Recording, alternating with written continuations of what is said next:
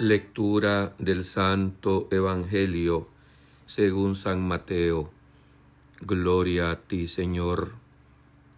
Los discípulos le preguntaron a Jesús: ¿por qué dicen los escribas que primero tiene que venir Elías? Él les respondió: ciertamente Elías ha de venir y lo pondrá todo en orden. Es más, yo les aseguro a ustedes, Elías ha venido ya. No lo reconocieron.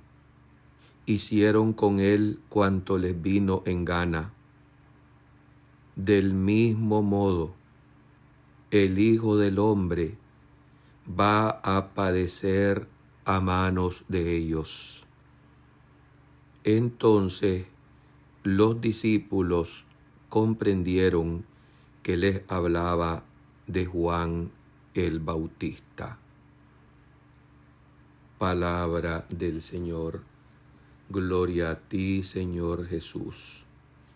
Por este santo evangelio se borren nuestros pecados. Alabanzas a ti, oh Cristo. Encontrándonos a la mitad del itinerario del Adviento, vale la pena que nos detengamos un poco al terminar esta segunda semana de preparación a la llegada del Señor para revisar cómo hemos venido caminando hasta hoy. Si hemos logrado ir cumpliendo las metas del crecimiento y el fortalecimiento espiritual. El Adviento tiene como cometido principal preparar un corazón bien dispuesto ante la inminente llegada del Señor. Y no solamente la llegada del recuerdo de su nacimiento en nuestra carne mortal, sino en ese encuentro escatológico en el que en el momento menos pensado, cuando menos se nos ocurra, vamos a dejar este mundo y nos vamos a encontrar con el Señor. El Evangelio de hoy habla de la hora de la angustia. ¿Cuál es esa hora? ¿A qué se refiere el Señor? La pregunta de sus discípulos acerca de Elías suscitó en Jesús un pensamiento sobre su propia muerte. Ciertamente que Juan era el precursor, no era Elías, pero sí era el profeta de la última hora, cumpliendo una misión muy similar a la del profeta Elías, la hora de las grandes angustias. Y resulta que la gente de su tiempo no solo no rechazó, no reconoció a Elías en Juan el Bautista, sino que lo rechazaron, lo hicieron sufrir, y resulta que ahora hacen también lo mismo con el Mesías, con el Señor, con Jesús. A partir de ahora Jesús va a estar repitiendo algo que le obsesiona, su hora. Esa hora que él mismo dice: y cuánto mi angustia mientras llega. Es la hora en que será entregado en las manos de los judíos, de los pecadores. Lo condenarán y lo asesinarán, lo matarán en la cruz. ¿Saben una cosa, hermanos? No quiero ser trágico ni mucho menos, ni aguafiestas, porque mucha gente en este tiempo lo único que piensa es en fiesta, pero el pensamiento de la muerte tiene que hacer parte de nuestra condición humana. Y es natural muchas veces tener miedo ante esa hora, sentir angustia, sobre todo cuando la vemos de cerca. Solo imaginarnos su horror ya nos hace muchas veces temblar. Esto es algo natural. Sin embargo, para los que somos de Cristo, morir es nacer de nuevo y nacer a la vida definitiva. Morir es tan natural como nacer. Pero, ¿cuántas son las personas que no consideran ese momento que es el más importante de la existencia, donde nos jugamos el todo por el todo? Jesús sabía que a él le esperaba una muerte ignominiosa, dolorosa, afrentosa, muerte de cruz. Pero también sabía Jesús que esta muerte en obediencia perfecta a su Padre trae la salvación al mundo entero. Jesucristo es el hermano que se acerca muy especialmente a aquellos que están pasando una gran angustia, a los que tienen que afrontar situaciones duras, diagnósticos mortales según la ciencia, enfermedades de cáncer irreversibles, galopantes, sin curación, el mal de Alzheimer y otros tantos males que nos agobian, y que también la lejanía o la muerte de un ser amado nos golpea, nos provoca tribulación y depresión, la hora de la angustia. Pero vale la pena que nos detengamos a pensar, para cada uno de estos momentos de angustia, Jesús está más cerca, se reafirma. Él así pudo vivir intensamente sus últimos días, sus últimas semanas. No dejaba de enseñar, de curar, de exhortar y de enfrentar a sus adversarios. Que Jesús nos permita avanzar así hacia lo que es nuestra hora, porque también nuestra hora es la que menos consideramos, y como ya dije, es la más importante, porque es en la que vamos a enfrentarnos con toda la verdad de las acciones que hemos hecho en esta vida temporal.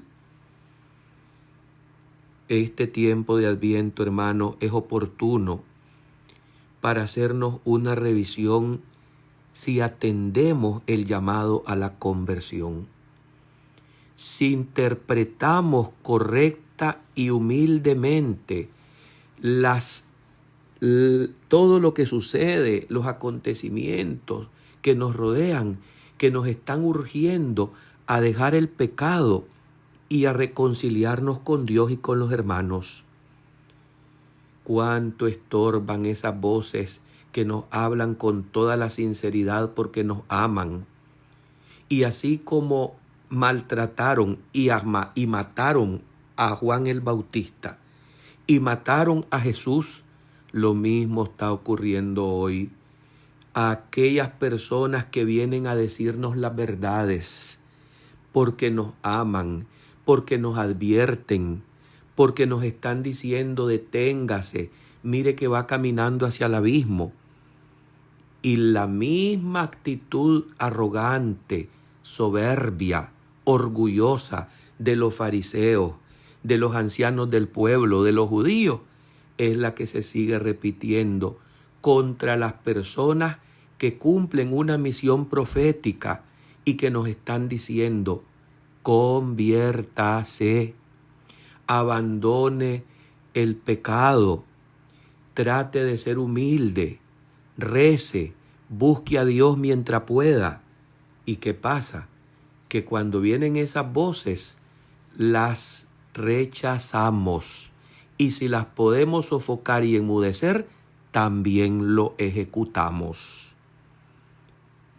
Hermanos, que este tiempo nos permita poner la mirada en el desenlace de nuestra vida terrenal.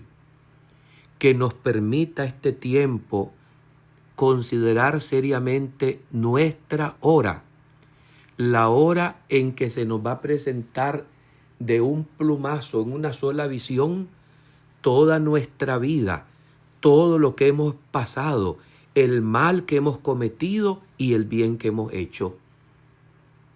Un amigo platicando un día de estos me decía que algo de esto sintió en su propia experiencia, porque tuvo un momento en que se sintió al borde de la muerte, cuando unos delincuentes lo asaltaron, lo bajaron de su carro y cargando la pistola, la encañonaron y se la pusieron en la cabeza.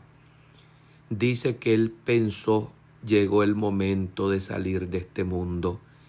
E inmediatamente dice que no escuchó nada, que quedó sordo completamente.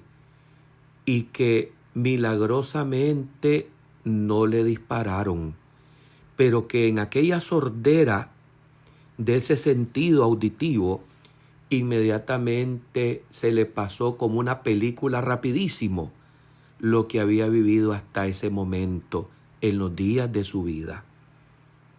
Hermanos, yo creo que guerra avisada no debería matar soldados.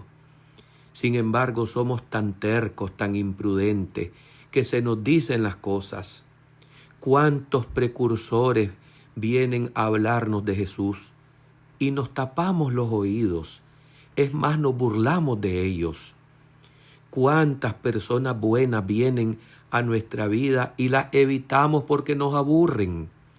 Porque somos muy soberbios y porque nos falta fe y carecemos de humildad.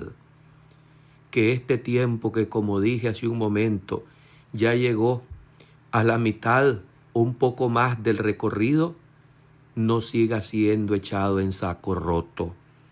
Que nos detengamos a pensar cómo vamos llevando estos días que Dios nos regala y cómo vamos trabajando en lo que más importante tenemos que hacer.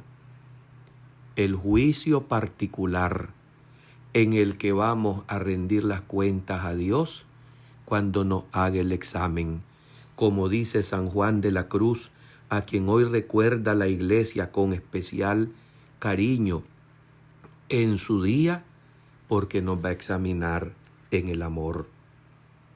Juan Yepes, San Juan de la Cruz, sacerdote, doctor de la Iglesia, nacido en España en 1542, y que desde su más tierna infancia demostró un gran amor y devoción a la Santísima Virgen, en cuya orden, los carmelitas, llegó a ser uno de sus adornos más preciados. Ocupó cargos de superior, vicario general, definitor, y en medio de sus labores externas, el corazón de este santo siempre estuvo consciente de la urgente necesidad de sentirse y de estar unido a Dios. Por eso se le conoce en la Iglesia como uno de los mayores contemplativos y maestros de la teología mística, junto con Santa Teresa de Jesús. Que sea pues este santo el que nos anime con sus ruegos para que busquemos cómo aprovechar los días temporales proyectando la eternidad que nos ha merecido Jesucristo, el Hijo de Dios, el Hijo de la Virgen, el Salvador, que llega. Amén.